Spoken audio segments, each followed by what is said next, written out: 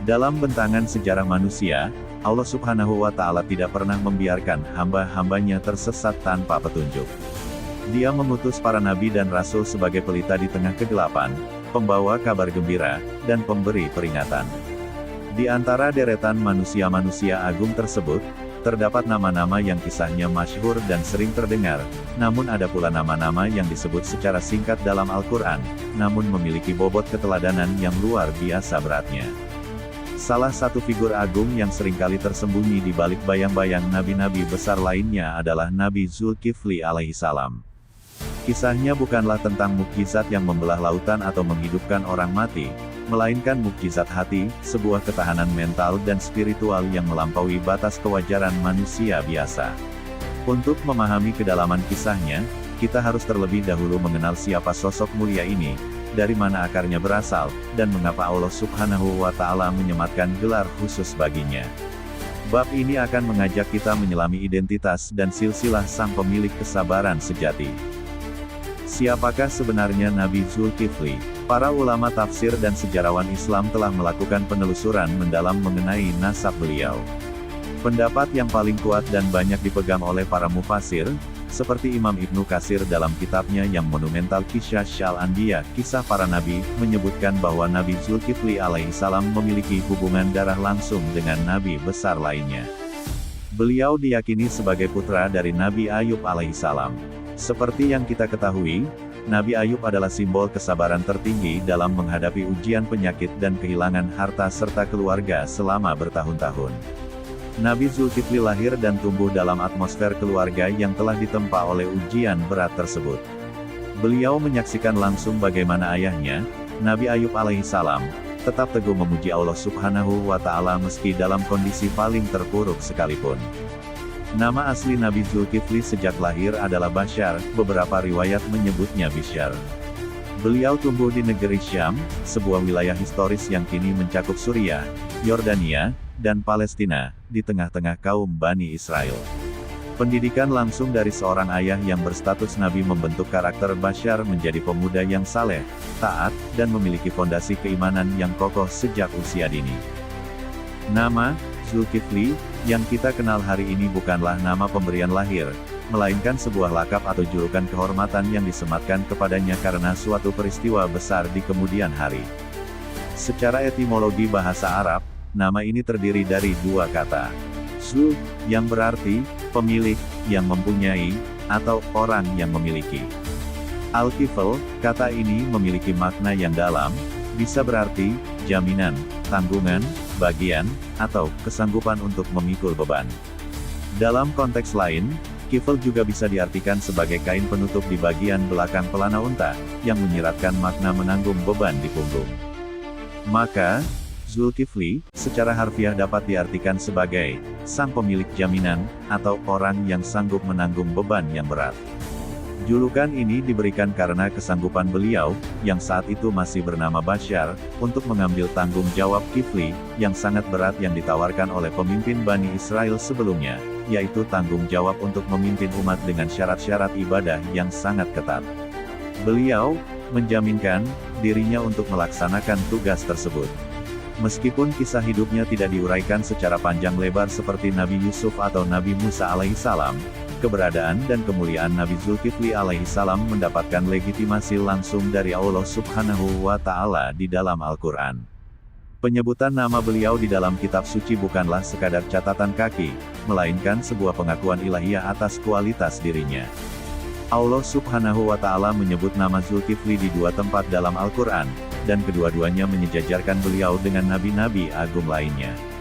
Pertama, dalam Quran Surah Al-Anbiya ayat 85-86. Allah Subhanahu wa Ta'ala berfirman, "Dan ingatlah kisah Ismail, Idris dan Zulkifli. Semua mereka termasuk orang-orang yang sabar. Kami telah memasukkan mereka ke dalam rahmat kami. Sesungguhnya mereka termasuk orang-orang yang saleh." Dalam ayat ini, Zulkifli disejajarkan dengan Nabi Ismail alaihissalam, yang sabar saat hendak disembelih, dan Nabi Idris alaihissalam, Nabi yang berilmu tinggi. Allah secara spesifik memberikan stempel kepada mereka bertiga sebagai sabirin, orang-orang yang sabar. Ini adalah penegasan bahwa kesabaran adalah karakter utama yang mendefinisikan identitas Nabi Zulkifli. Kedua, dalam Quran Surah Sad ayat 48, Allah Subhanahu wa Ta'ala berfirman, "Dan ingatlah akan Ismail, Ilyasa, dan Zulkifli. Semuanya termasuk orang-orang yang paling baik." Di sini, beliau dikelompokkan bersama Nabi Ismail dan Nabi Ilyasa, sebagai al-akhyar, orang-orang pilihan atau orang-orang terbaik. Ini menunjukkan bahwa di mata Allah Subhanahu wa Ta'ala, status Zulkifli sangatlah tinggi. Beliau diutus oleh Allah Subhanahu wa Ta'ala untuk melanjutkan dakwah tauhid kepada kaum Bani Israel setelah masa Nabi Ayub, di wilayah Syam, menjaga agar ajaran Allah tetap tegak di muka bumi sebelum datangnya nabi-nabi Bani Israel periode selanjutnya. Identitas beliau adalah identitas seorang hamba yang telah menaklukkan egonya demi memenuhi janji kepada Tuhannya dan umatnya.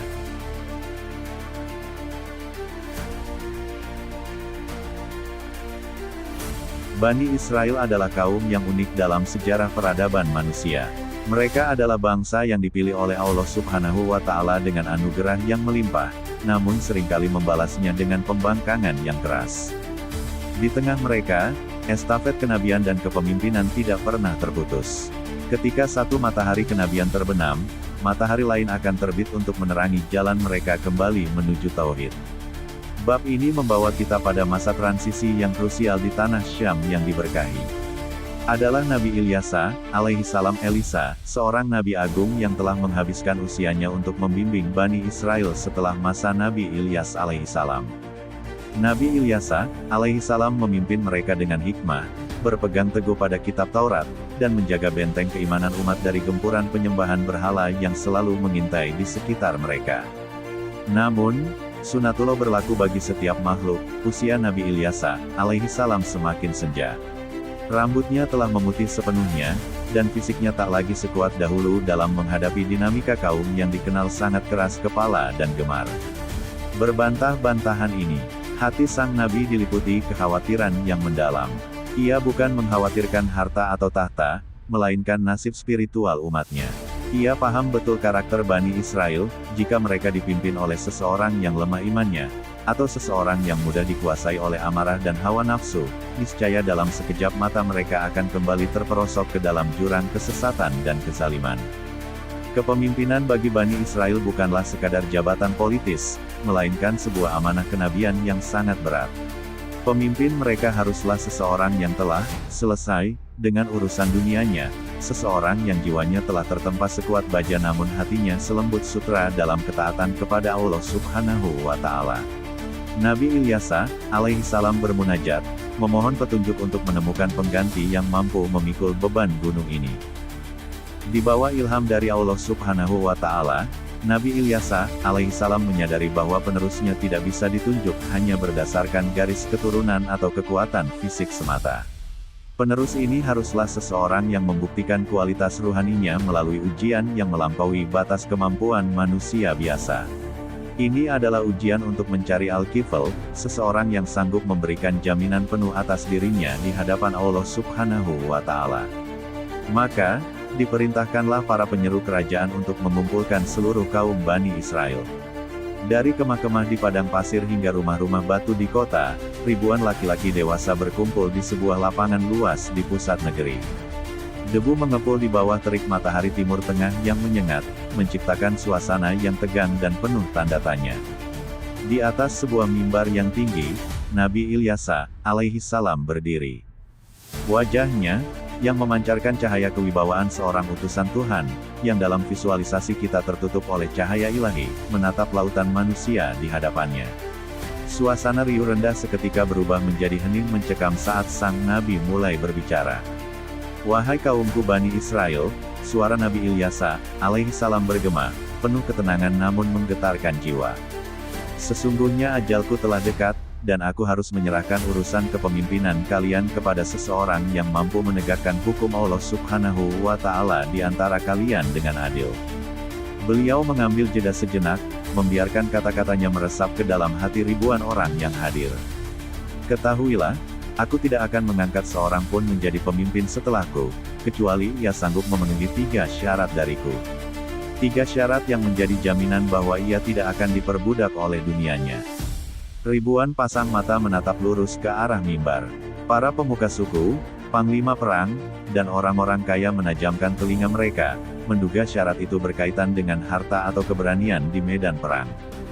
Nabi Ilyasa, alaihissalam melanjutkan, mengumumkan syarat-syarat yang terdengar mustahil bagi mereka yang mencintai dunia. Syarat pertama, siapakah di antara kalian yang sanggup berpuasa di siang hari sepanjang hidupnya, menahan lapar dan dahaga dari terbit fajar hingga terbenam matahari, setiap hari? Terdengar gumaman di antara kerumunan. Berpuasa adalah ibadah yang berat, apalagi jika harus dilakukan setiap hari di bawah matahari gurun yang membakar. Syarat kedua, siapakah di antara kalian yang sanggup mendirikan salat beribadah di malam hari sepanjang hidupnya, mengorbankan waktu tidur dan istirahatnya untuk bermunajat kepada Allah Subhanahu wa Ta'ala, dan hanya tidur sedikit saja? Gumaman semakin keras. Menggabungkan puasa di siang hari yang melelahkan dengan ibadah malam yang panjang adalah siksaan bagi fisik manusia. Siapa yang sanggup menjalani hidup tanpa istirahat yang cukup? Dan syarat ketiga, suara Nabi Ilyasa, alaihissalam meninggi, menekankan poin terberat ini, siapakah di antara kalian yang sanggup menahan diri, tidak akan pernah marah dalam keadaan apapun, terutama saat mengadili perkara di antara manusia yang penuh perselisihan. Syarat ketiga ini bagaikan petir di siang bolong. Bani Israel dikenal sebagai kaum yang provokatif. Menjadi hakim bagi mereka berarti menghadapi caci maki, fitnah, dan perilaku yang memancing emosi setiap hari. Menahan amarah secara total dalam situasi seperti itu adalah kemustahilan psikologis bagi hampir semua orang. Setelah 3 syarat itu diucapkan, lapangan luas itu mendadak sunyi senyap. Angin panas berhembus, menerbangkan debu-debu halus, menjadi satu-satunya suara yang terdengar. Para tokoh masyarakat menundukkan kepala. Mereka sadar akan kelemahan diri. Para panglima yang gagah berani di medan perang terdiam, mereka mungkin kuat menghadapi pedang musuh, namun lemah menghadapi gejolak amarah dalam dada sendiri. Para pemuda yang penuh ambisi surut langkahnya, membayangkan hidup yang penuh pengekangan diri tanpa kenikmatan duniawi. Tawaran itu bukan sekadar jabatan raja. Itu adalah undangan untuk mematikan ego, sebuah tawaran untuk menjalani kehidupan yang sepenuhnya dipersembahkan untuk pelayanan kepada Allah Subhanahu wa Ta'ala dan umatnya, tanpa celah sedikitpun untuk kepentingan pribadi. Nabi Ilyasa, alaihissalam menunggu dengan sabar di atas mimbar. Beliau tahu, di tengah ribuan jiwa yang ragu ini, Allah Subhanahu wa Ta'ala pasti telah mempersiapkan satu jiwa pilihan. Di tengah keheningan yang menyesakkan itu, seorang pemuda dari kalangan rakyat biasa, yang tidak dikenal karena kekayaan atau keturunan bangsawannya, tetapi dikenal di langit karena kesalehannya, berdiri. Dengan langkah tenang dan penuh keyakinan, ia mengangkat tangannya. "Aku sanggup, wahai Nabiullah," ucap pemuda itu dengan suara yang jernih. Seluruh mata tertuju padanya. Banyak yang meragukannya. Apakah pemuda ini memahami beratnya beban yang ia sanggupi? Nabi Ilyasa, alaihissalam memandang pemuda itu, yang kelak dikenal sebagai Zulkifli, dengan tatapan tajam. Beliau ingin menguji kesungguhan tekadnya. "Apakah engkau benar-benar sanggup memenuhi ketiga syarat itu?" "Dengan pertolongan Allah Subhanahu wa Ta'ala, aku menyanggupinya," jawab pemuda itu tanpa keraguan. Namun, Nabi Ilyasa, alaihissalam tidak langsung menerimanya. Beliau ingin menunjukkan kepada seluruh Bani Israel bahwa ini bukan keputusan main-main. Beliau menyuruh semua orang bubar dan kembali lagi keesokan harinya. Keesokan harinya, di bawah matahari yang sama, ribuan orang kembali berkumpul. Nabi Ilyasa, alaihissalam kembali naik ke mimbar dan mengulangi tawaran yang sama persis. "Siapakah di antara kalian yang sanggup berpuasa di siang hari, beribadah di malam hari, dan tidak akan pernah marah?" Sekali lagi, keheningan menyelimuti padang pasir itu. Orang-orang yang kemarin ragu, hari ini semakin yakin bahwa mereka tidak sanggup. Dan sekali lagi, hanya pemuda yang sama yang berdiri dan berkata, "Aku sanggup." Nabi Ilyasa, alaihissalam masih menundanya dan meminta mereka berkumpul lagi pada hari ketiga. Pada hari ketiga, drama yang sama terulang. Pertanyaan yang sama diajukan, keheningan yang sama terjadi, dan hanya satu orang, pemuda yang sama, yang berdiri dengan tekad yang tak tergoyahkan untuk ketiga kalinya. Ia memberikan kifl, jaminan, sumpah, yang teguh kepada nabinya dan Tuhannya. Melihat keteguhan hati yang luar biasa ini, Nabi Ilyasa, alaihi salam, dengan izin Allah Subhanahu wa Ta'ala, akhirnya menetapkan pemuda tersebut sebagai penerusnya. Beliau melihat bahwa pemuda ini telah dibekali oleh Allah dengan kekuatan kesabaran yang melampaui batas manusia biasa. Sejak saat itulah, pemuda tersebut dikenal dengan nama Zulkifli, yang berarti, sang pemilik jaminan, atau orang yang sanggup memenuhi janjinya. Ia telah mengambil sumpah yang berat di hadapan Allah dan manusia untuk memimpin dengan pengorbanan total, sebuah jalan hidup yang kelak membawanya pada ujian-ujian kesabaran yang legendaris dalam menghadapi godaan iblis dan kedegilan kaumnya.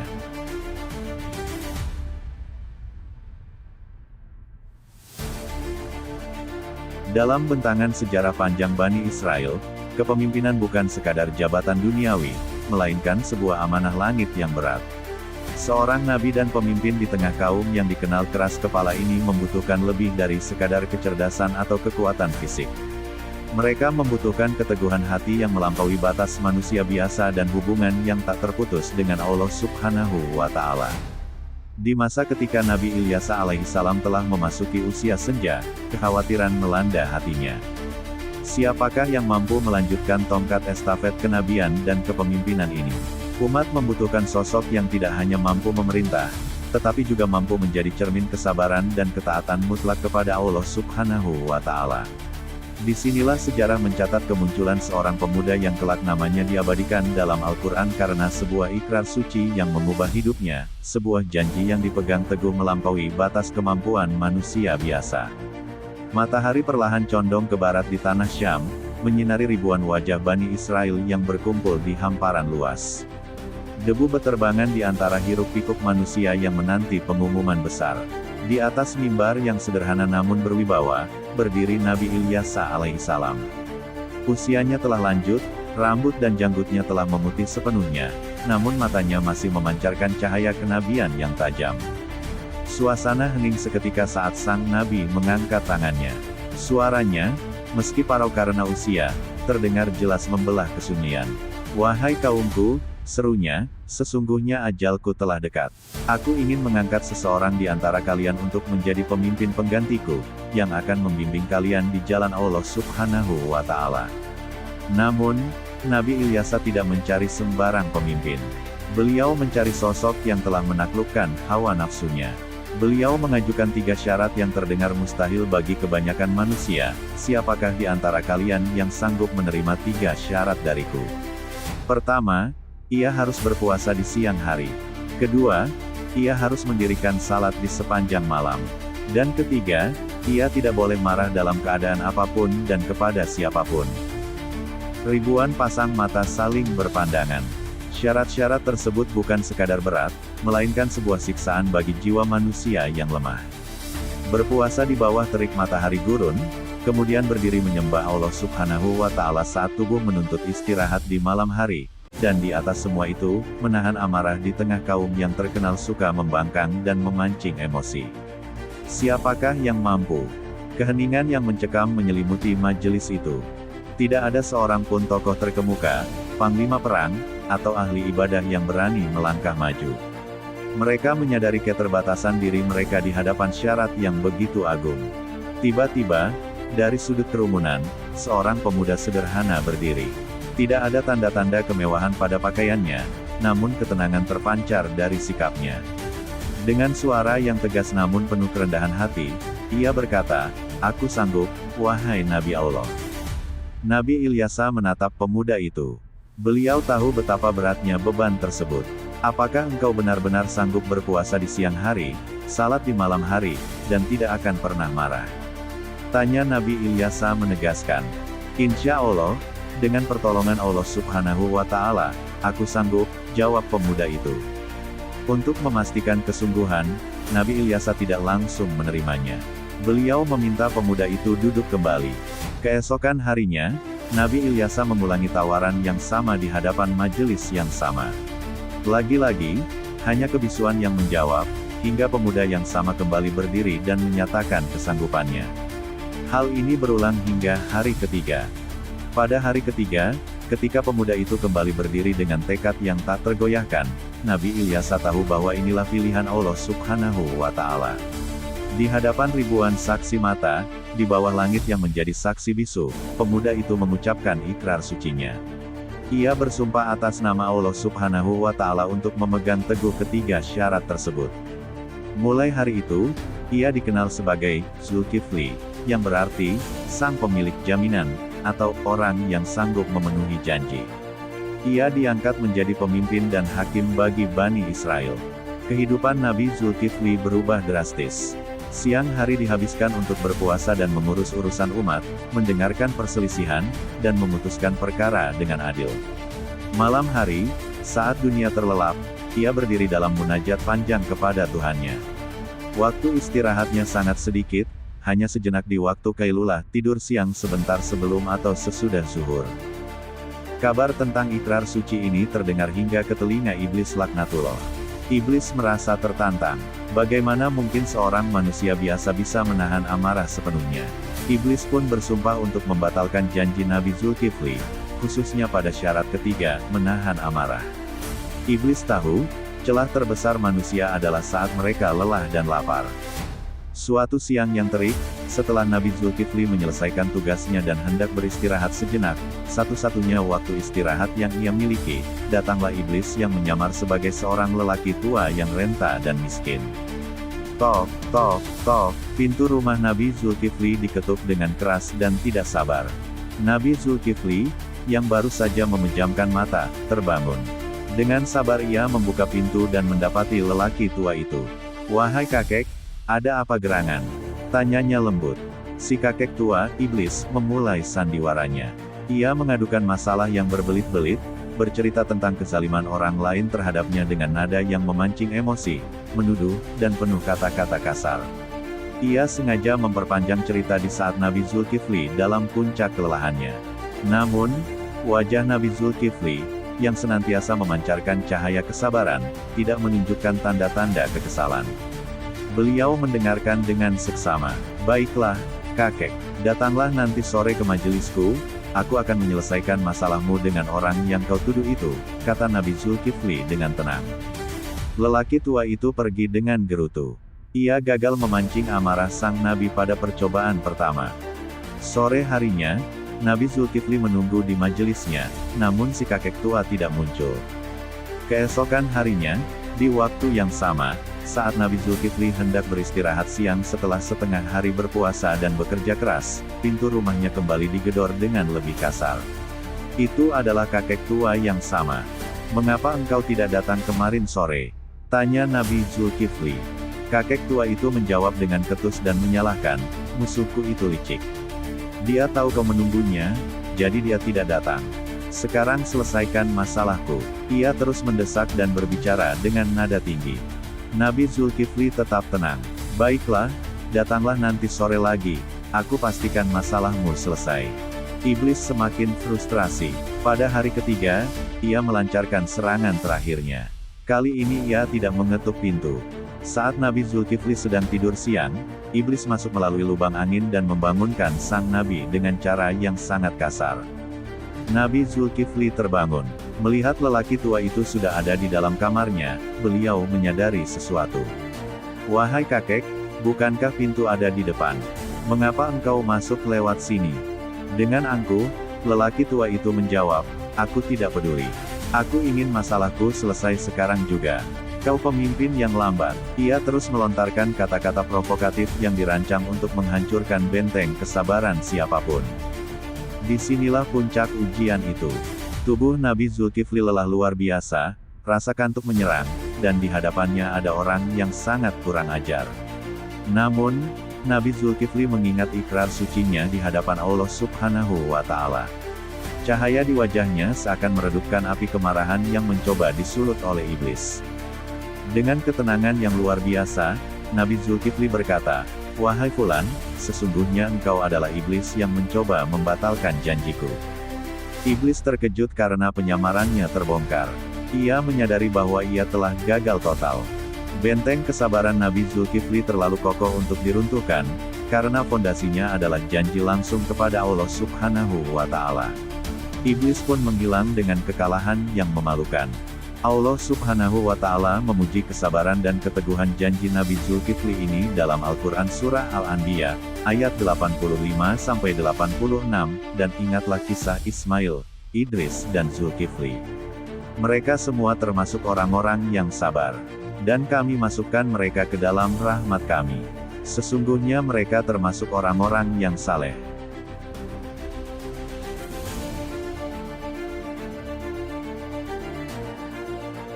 Setelah gema ikrar suci di hadapan Nabi Ilyasa alaihissalam dan ribuan Bani Israel mereda, realitas kepemimpinan yang sesungguhnya dimulai. Menjadi penerus kenabian di tengah kaum yang sejarahnya dipenuhi dengan pembangkangan dan perselisihan bukanlah tugas ringan. Bagi Nabi Zulkifli alaihissalam, jabatan ini bukanlah tentang tahta atau kemewahan, melainkan sebuah ladang amal yang menuntut pengorbanan total, sebuah implementasi nyata dari nama yang kini disandangnya, sang pemilik jaminan. Babak baru kehidupan sang Nabi dimulai bukan di istana megah, melainkan dalam rutinitas yang sangat disiplin dan melelahkan secara fisik, namun begitu kaya secara spiritual. Setiap detiknya adalah perjuangan untuk memenuhi 3 syarat berat yang telah ia sanggupi di bawah sumpah atas nama Allah Subhanahu wa Ta'ala. Berpuasa di siang hari yang terik, menegakkan salat di malam hari yang sunyi, dan menahan gelombang amarah saat menghadapi berbagai tabiat manusia. Inilah kisah tentang bagaimana kesabaran bukan sekadar kata sifat baginya, melainkan sebuah cara hidup yang dijalani detik demi detik dalam menegakkan keadilan ilahi di muka bumi. Ketika fajar menyingsing di ufuk timur tanah Syam, Nabi Zulkifli telah menyelesaikan munajat malamnya. Setelah menunaikan salat subuh berjamaah, beliau tidak kembali beristirahat. Tugas sebagai pemimpin menanti. Matahari mulai naik, memanaskan gurun dan pemukiman Bani Israel, menandakan dimulainya hari berpuasa bagi sang Nabi. Beliau berjalan menuju tempat yang telah ditentukan sebagai balai kehakiman. Itu bukanlah bangunan batu yang megah dengan pilar-pilar tinggi, melainkan sebuah area terbuka yang teduh di bawah pohon besar atau tenda sederhana di tengah pemukiman. Kesederhanaan tempat itu mencerminkan kerendahan hati pemimpinnya. Di sana, ratusan orang telah menunggu. Udara pagi yang segar segera berganti menjadi panas dan berdebu, dipenuhi oleh suara riuh rendah manusia. Mereka datang membawa berbagai masalah pelik, sengketa tanah warisan, perselisihan hutang piutang, tuduhan pencurian, hingga konflik keluarga yang rumit. Bani Israel, dengan segala kecerdasan dan kekerasan hati mereka, seringkali membawa perkara yang berbelit-belit, di mana kebenaran dan kebatilan tersamar oleh argumen yang pandai. Nabi Zulkifli duduk di atas tikar atau kursi kayu yang sederhana. Wajahnya, yang senantiasa memancarkan cahaya ketenangan, cahaya yang menutupi fitur wajahnya dari pandangan biasa, menjadi pusat perhatian. Beliau tidak didampingi oleh pengawal bersenjata yang garang, melainkan hanya oleh aura kewibawaan yang lahir dari ketaatan kepada Allah Subhanahu wa Ta'ala. Proses peradilan dimulai. Satu persatu kasus diajukan. Disinilah ikrar ketiga, menahan amarah, diuji secara terus-menerus. Ada kalanya dua pihak yang bersengketa datang dengan emosi yang meledak-ledak, saling berteriak, menuduh dengan kata-kata kasar di hadapan sang Nabi. Ada pula yang mencoba menyuap dengan halus, atau menggunakan pengaruh kabilah mereka untuk menekan keputusan hakim.